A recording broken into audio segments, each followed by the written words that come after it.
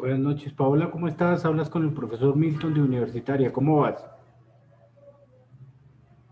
Bien, sí, señor. ¿Cómo está, profesor? Bien, a ver, es lo siguiente, el doctor Bautista no puede estar hoy en la clase.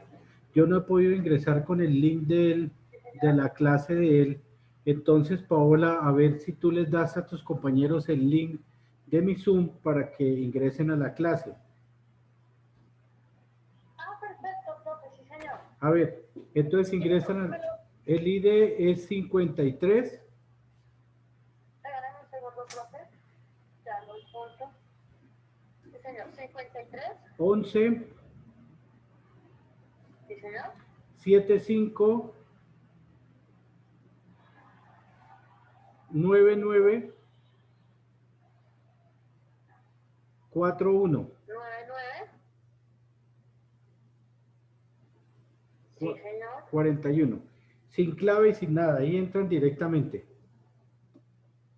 Ok, profe, sí, señor. Se lo va a retirar. Entonces, el ID es el 53 C 50, 53, 5941. 53, 11, 75, 99, 41. Sí, señor. Listo, yo estoy ya aquí conectado, entonces Listo. yo los espero, ¿yo?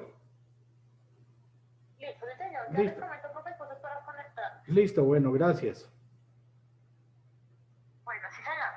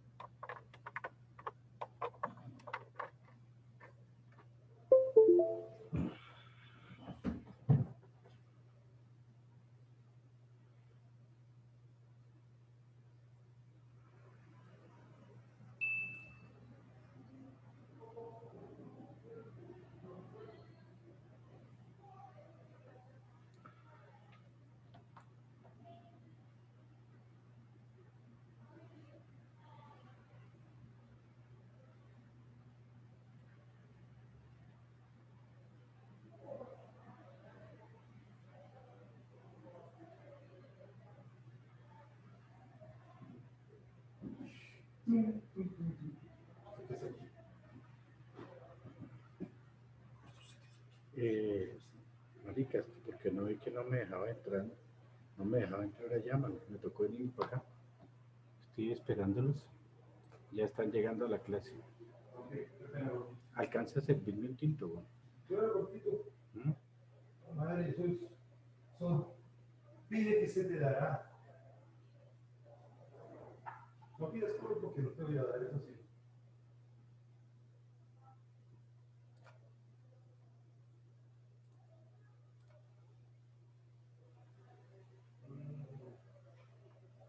No, bien oscurito, no sé. Eso. Buenas noches. Buenas noches, muchachos, ¿cómo están?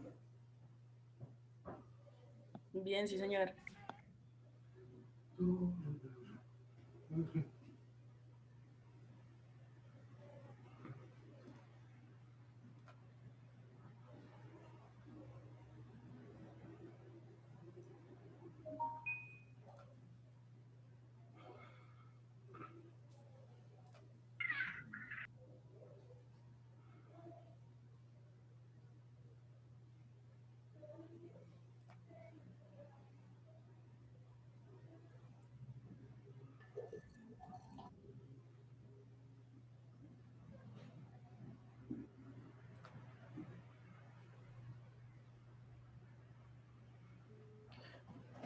Listo, muchachos, buenas noches.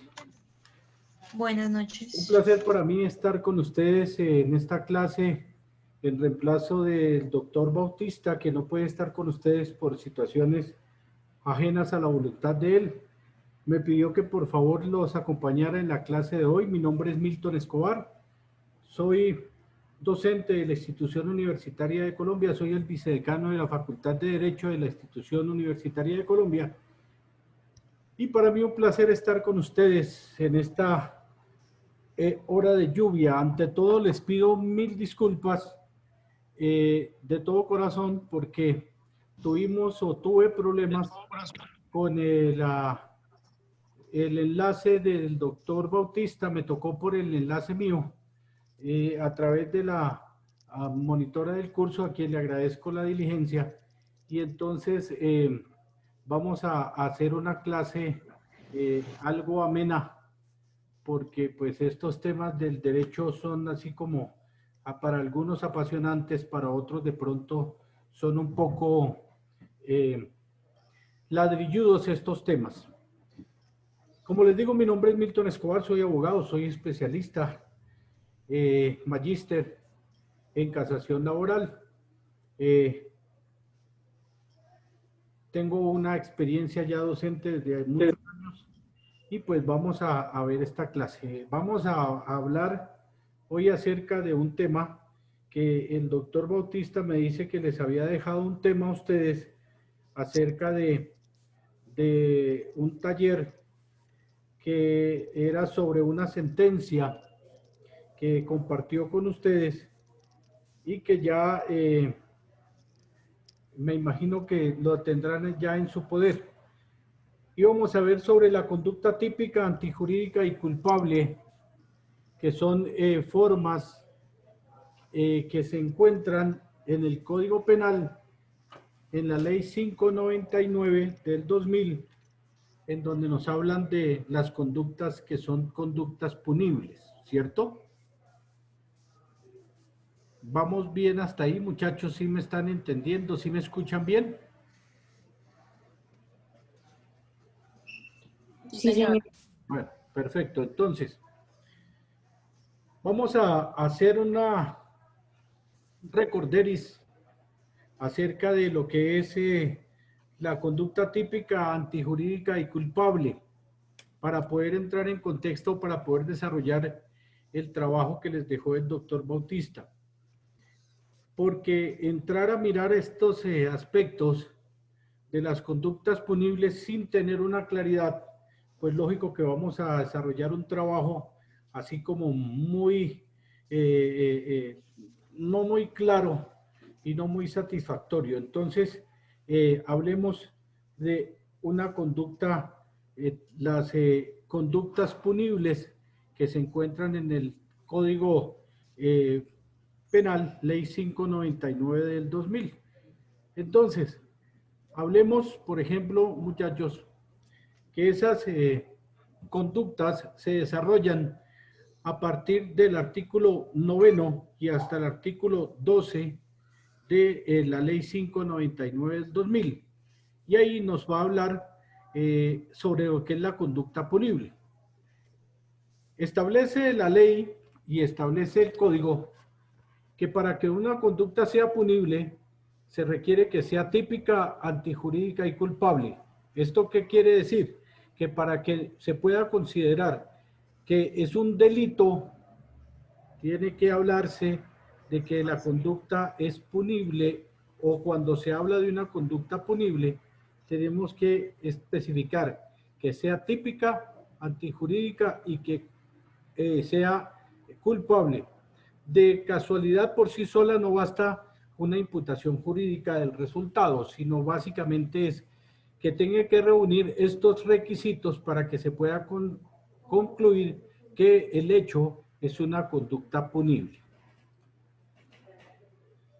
Veamos nosotros qué es la tipicidad de la que habla el Código Penal.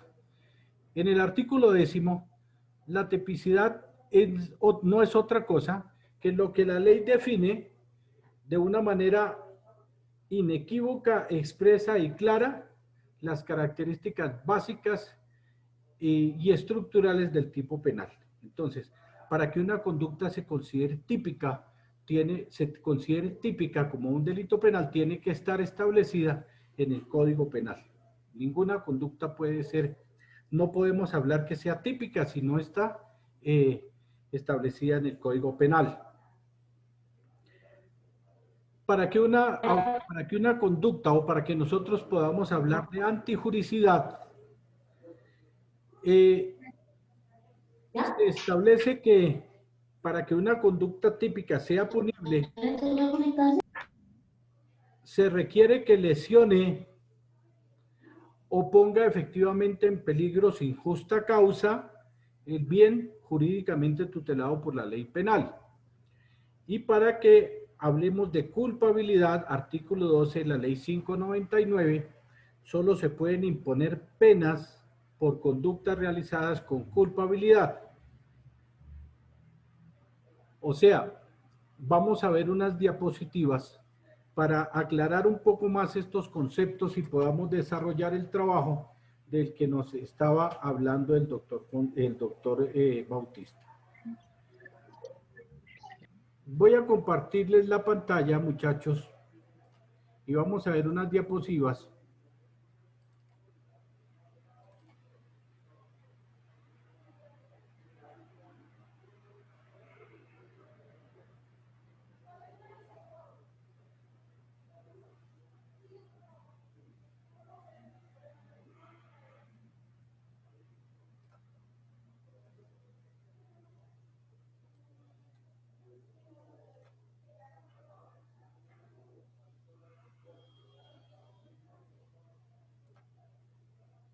¿Están viendo la diapositiva? ¿Me confirman, por favor? No, señor. ¿No la están viendo? No, señor, aún no. Aún no viendo. Permítame un momentico, entonces vamos a ver por qué no me deja compartirla. Estoy compartiendo la pantalla.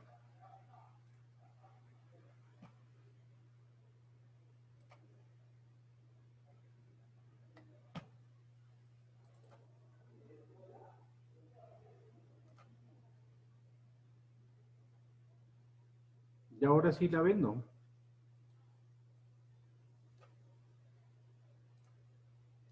Tampoco la ven. No, profe. Es que apareces los archivos. O sea, tienes que dejar de compartir pantalla y volver a compartir ya con las diapositivas. Bueno, entonces vamos a mirar a ver. ¿Ya? ¿Ahora sí o no? No, señor. ¿Tampoco? Hola, ¿me va a quedar grande esta vaina? Hola. ¿Mm?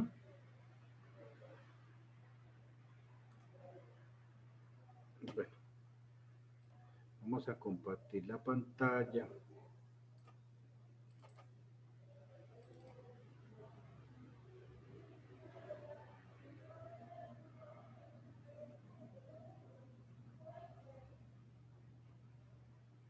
¿Ahí la están viendo? ¿Me confirman, muchachos, por favor? No, profe. ¿No? Ay, Dios. La pantalla, No se ven las diapositivas. La pantalla sí la la estás compartiendo, presentación. los documentos, pero la presentación no. La presentación no se comparte. Espérenme un segundito, la voy a descargar aquí en el computador. ¿Mm? Y ya la voy a bajar al computador y la miramos desde el computador.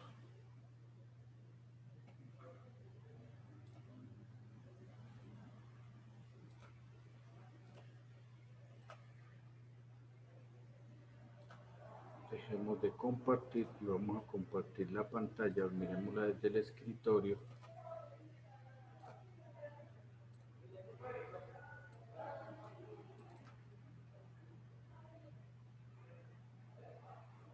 ¿Tampoco ahora?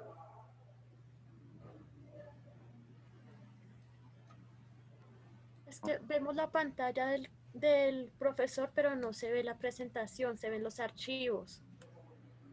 Profe, es que toca que ahora directamente las diapositivas, o sea, dejar de compartir y cuando vaya a compartir le dan la opción le dan la diapositiva en ningún otro lado más. Bueno, a ver, vamos a ver si...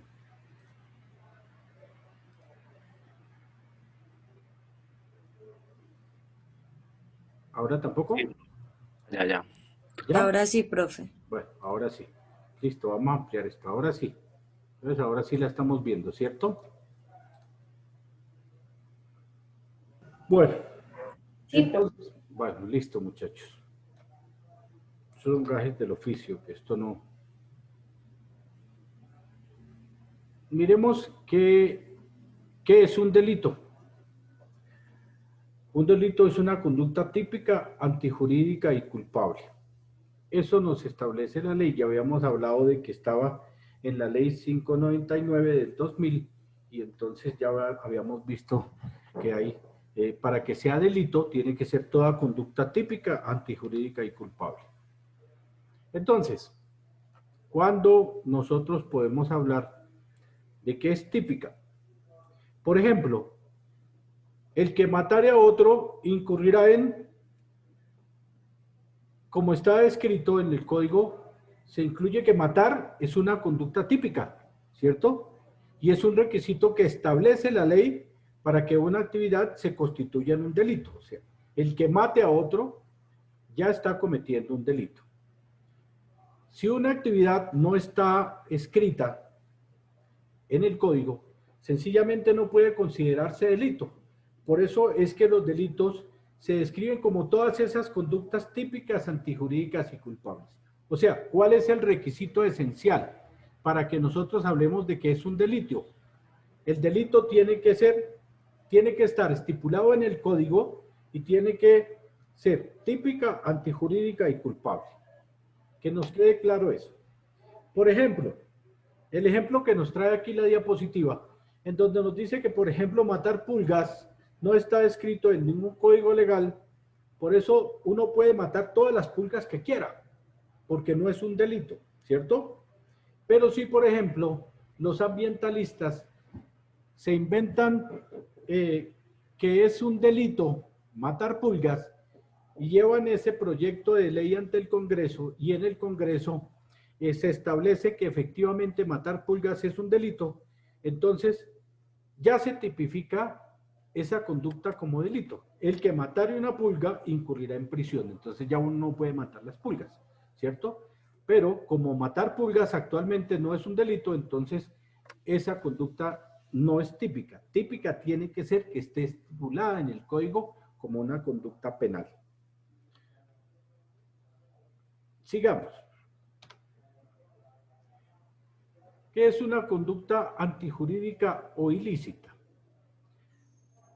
La ley nos dice que el comportamiento, que es todo comportamiento que sea contrario a derecho y a las normas. Entonces, antijurídica quiere decir que está por fuera de la ley, por fuera de la legalidad. Por eso es que nos habla que es un comportamiento que sea contrario al derecho.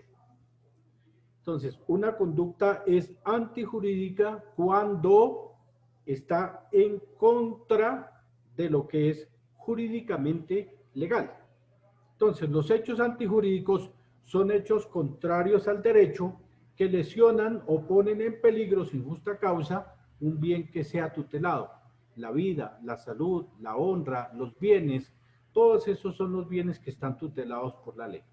Entonces, una conducta antijurídica es un comportamiento contrario a derecho. Claro, hasta ahí vamos bien. ¿Qué es una conducta culpable? El término culpable, como nos dice la diapositiva, identifica de manera indirecta al sujeto en un acto.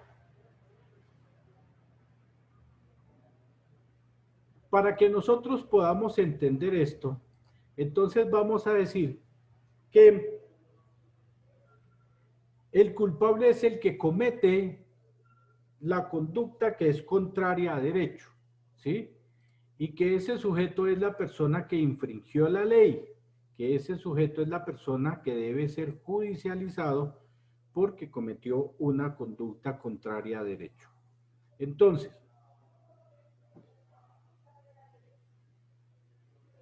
para que podamos nosotros hablar de un culpable, tenemos que determinar quién es el sujeto que cometió la conducta, ¿cierto? Tenemos que identificarlo, llamarlo, si de ser posible, con nombre y apellido. No podemos decir, es que el que cometió el delito es un tipo mono, alto, gordito, simpático, él, de ojos verdes, porque ahí no estamos identificando a esa persona. Sencillamente la estamos describiendo, pero no estamos identificando a la persona. Cuando ya nosotros logramos identificar a la persona, entonces vamos a decir, él es el culpable, porque ya tenemos la claridad de quién fue el que cometió el delito. ¿Cierto? Bueno.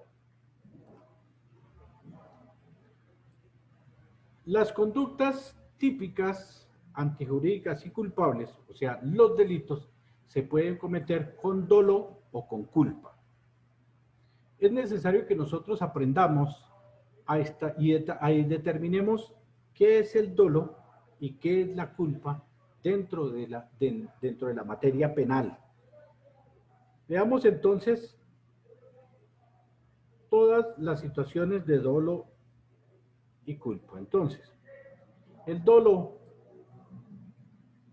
es la voluntad consciente de la persona que está encaminada a realizar el acto jurídico que está consagrado en la ley como un delito. Para entender nosotros esto, digamos que, por ejemplo, un tipo quiere asaltar el banco, un banco, planea el asalto del banco y el tipo hace toda la organización del delito.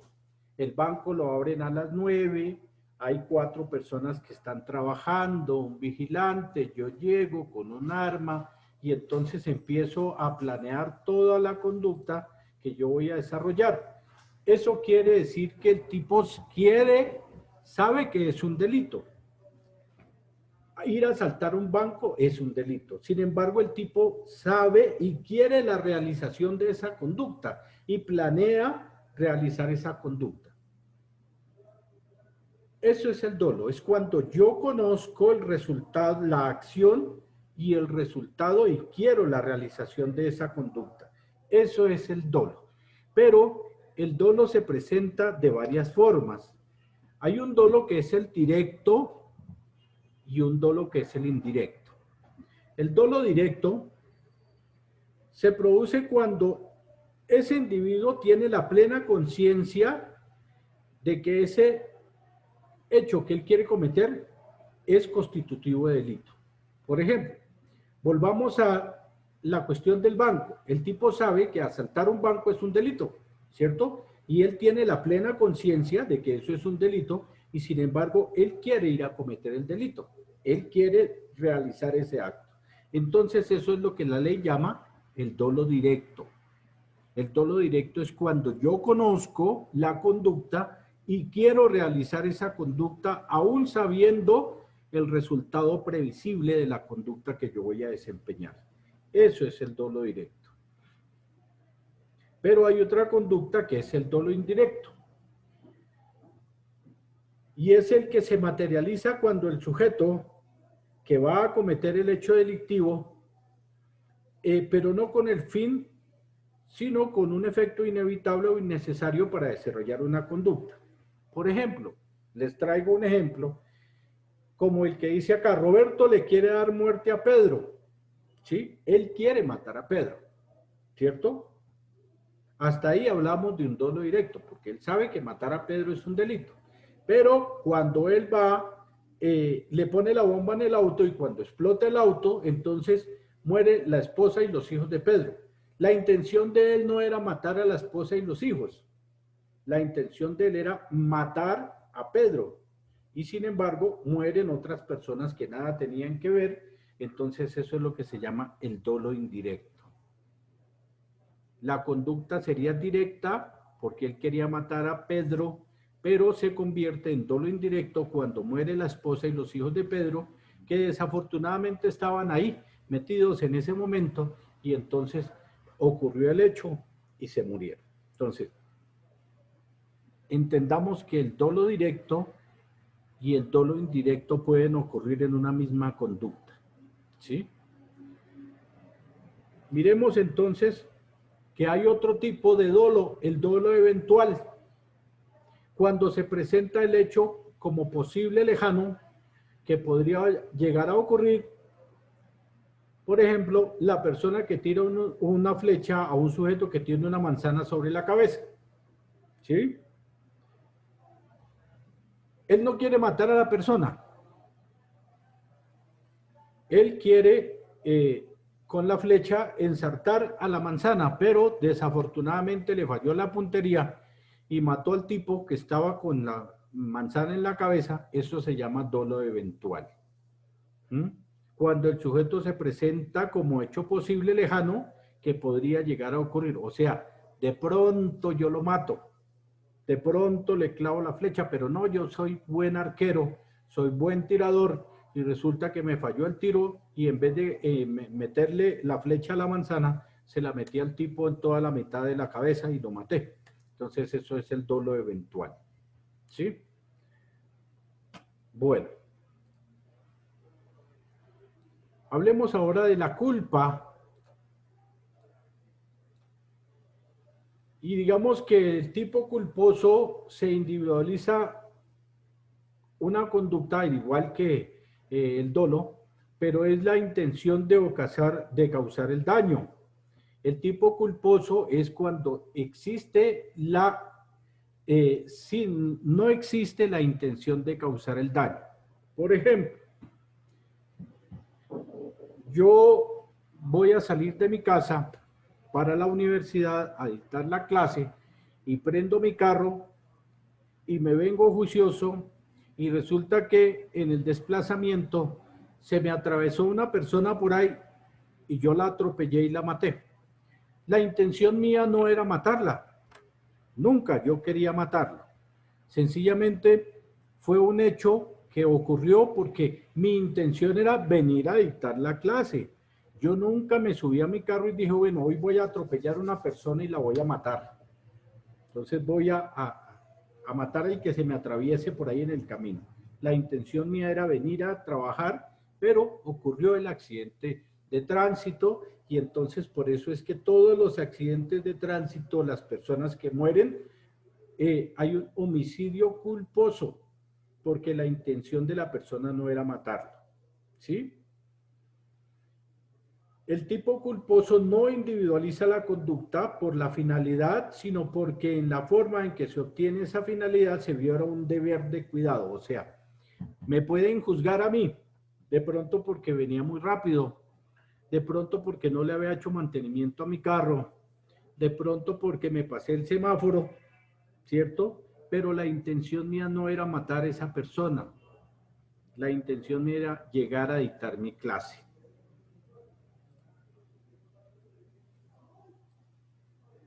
Las formas en las que se nos puede presentar la culpa. La culpa se puede presentar por imprudencia, por negligencia o por impericia. Entendamos que la imprudencia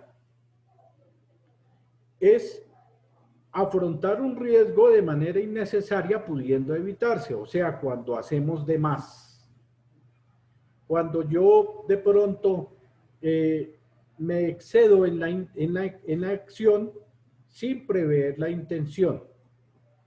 Actúe de una manera imprudente. La negligencia implica una falta de actividad que produce el daño, o sea, es lo contrario. En la imprudencia yo hice de más, en la negligencia no hice nada. Fui negligente, actué de manera negligente.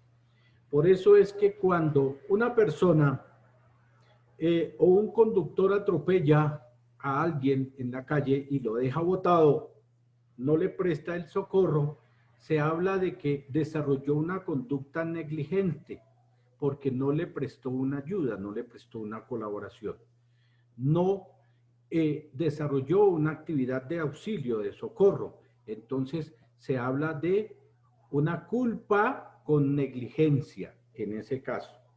Y la impericia es cuando la persona desarrolla una conducta sin tener los conocimientos técnicos especiales. Por ejemplo, no sabe manejar el carro y sin embargo se mete a conducirlo y en esa actividad que está haciendo atropella a una persona. Se dice que no tenía la pericia necesaria para desarrollar esa actividad, ¿cierto? Que no tenía, o por ejemplo, cuando una persona manipula un arma, no tenía la pericia, actuó con impericia, o sea, no tenía el conocimiento. Entonces veamos las formas de la culpa. por imprudencia cuando se hace de más, por negligencia cuando no se hace, o por impericia cuando la persona no tiene el conocimiento necesario en una actividad. ¿Están claros hasta ahí? ¿Me están entendiendo lo que yo les estoy hablando, muchachos? Sí, señor. Sí, señor. Profe, está Luisa claro. Barreto, Señor. ¿estoy yo hablando? Luisa Barreto. Sí, señor. Sí, Luisa Barreto, que la no veo tomando nota muy juiciosa. Eso está bien, Luisa Barreto. Sigamos nosotros entonces en la clase. Hay unos delitos que son los más trajinados y en los que nosotros nos vamos a mover más en nuestro actuar y en nuestro desarrollo profesional. Los delitos de homicidio, de lesiones, de hurto, de violencia intrafamiliar, de injuria, calumnia, extorsión, omisión de denuncia particular y muchos más delitos que están contemplados en el Código. Hablemos de un delito, la Ley 1273 del 2009, que modifica el Código Penal y crea un nuevo bien jurídico tutelado, o sea, un nuevo delito que se llama de la protección de la información de los datos. Esos son delitos informáticos, son delitos nuevos. Esa categoría de delitos casi nadie los maneja de una manera a conciencia. Y es por eso que nosotros queremos que ustedes sepan algo de delitos informáticos, ¿cierto? Y se presentan en la utilización de las tecnologías de la información y las comunicaciones. Ustedes ya vieron por ahí una vaina que se llamaba, ¿ya les dieron TICs? Tecnologías de la información y las comunicaciones, ya tienen que haber visto esa materia. Entonces, vamos a ver ese tipo de situaciones. El artículo 10 hace una adición al Código Penal en su título 7º y siguientes y lo denomina la protección de la información de los datos. Y dice, de los atentados contra la confidencialidad, la integralidad y la disponibilidad de los datos y de los sistemas informáticos. Resulta que se está presentando mucho que ahora hemos visto nosotros en las redes sociales y en todas partes que las parejas cuando terminan la relación, entonces el novio va y le publica las fotos que tenía con la novia. ¿Sí? O miércoles, esto me dice que se termina en 10 minutos. Cualquier cosa volvemos y nos conectamos, muchachos. Bueno, y entonces ahí es cuando se comete el delito de un delito informático o cuando se le meten a usted al Facebook, cuando se le meten a su correo o cuando se le meten a todas las páginas sociales que manejan ahora los jóvenes. Entonces, cuando eso pasa, se está cometiendo delitos informáticos. El artículo 269 nos habla de acceso abusivo a un sistema informático. El 269b nos habla de la obstaculización legítima del sistema informático, la red de las comunicaciones, la interceptación de datos informáticos, el daño informático, el uso del software malicioso, la violación de datos personales, la suplantación de sitios web para capturar datos personales, el hurto por medios informáticos y semejantes, y la transferencia de datos de activos. Entonces, veamos que hay una cantidad de delitos, de conductas que constituyen los delitos informáticos. No nos quedemos solo en el homicidio, en las lesiones personales, sino conozcamos que hay otra serie de delitos que nosotros como investigadores o técnicos criminalistas debemos manejar y debemos saber. Entonces, vamos bien. Pero veamos otros delitos que son los del diario trajinar de nosotros y de que ustedes en el desarrollo de su carrera como técnicos criminalistas van a manejar. Las lesiones personales. las vemos nosotros por allá en el artículo 111 del Código Penal, y dice que el que cause daño a otro en el cuerpo o en la salud incurrirá en las secciones establecidas en los artículos 112, 114 y 115 del Código Penal.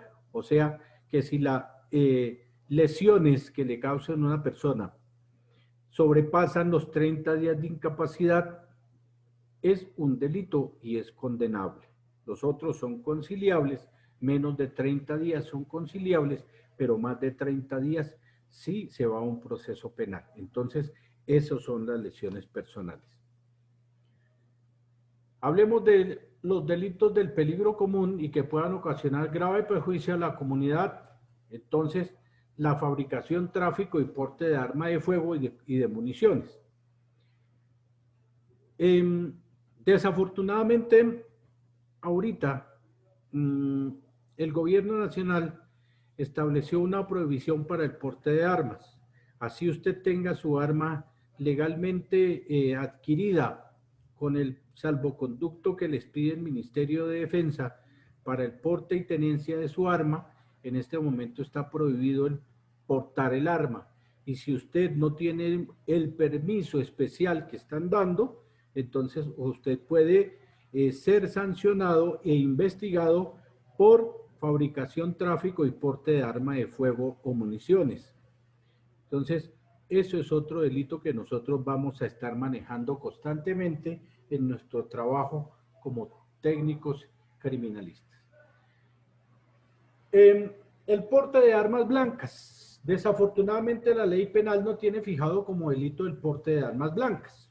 O sea, usted puede portar un cuchillo, una navaja, una patecabra, todo lo que usted quiera. Eso es más una sanción o eso es una contravención de tipo policial, pero no es un delito penal portar un arma blanca. Pero hay lugares en los que está prohibido el porte de armas. Por ejemplo, cuando ustedes, de armas blancas, por ejemplo, cuando ustedes vengan a la universidad, dejen el cuchillo, dejen la patecabra por allá guardada en la casa, no la vayan a traer porque en el manual de convivencia de la universidad está prohibido el porte de armas blancas, ¿cierto? Las alcaldías locales municipales tienen unos proyectos o unas ordenanzas en las que prohíben el porte de las armas blancas. En algunos lugares, ya por lo que son lugares regionales, la gente anda con el machete al lado, ¿cierto? Pero no es prohibido ese porte del machete. Es prohibido sacar el machete y amenazar a alguien con el machete. Eso sí es prohibido, pero portarlo no es. El Código de Policía, ya les había dicho que es una contravención de policía portar una arma blanca, entonces el Código de Policía prohíbe el porte de armas blancas y hay un proyecto de ley que está en el Congreso donde de pronto se convierta en ley de la República la prohibición de portar armas blancas y entonces cuando salga esa ley ya va a ser un delito portar el arma blanca.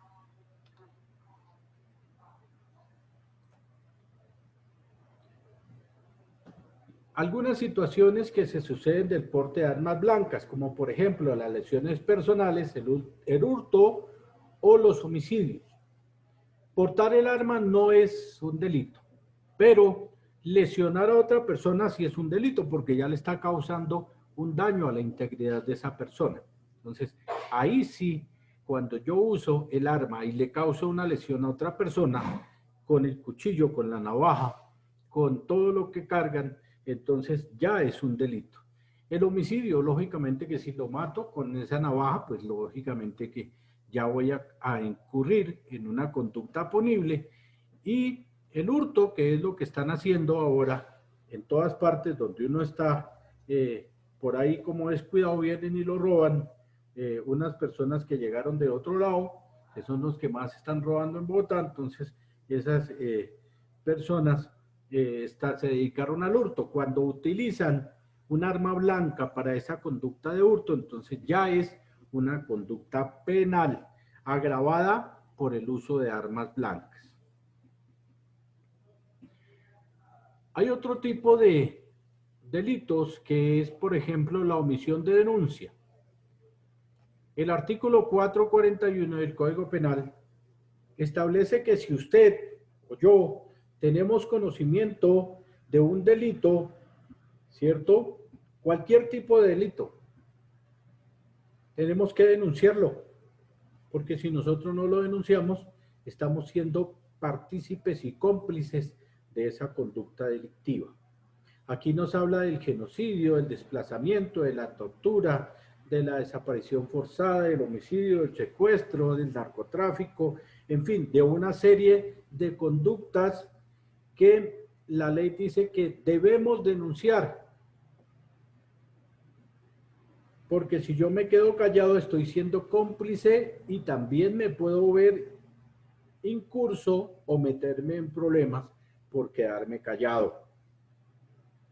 Entonces, eso se llama la omisión de denuncia, ¿sí? Hay que denunciar todos esos hechos para nosotros no vernos incursos en unas conductas penales.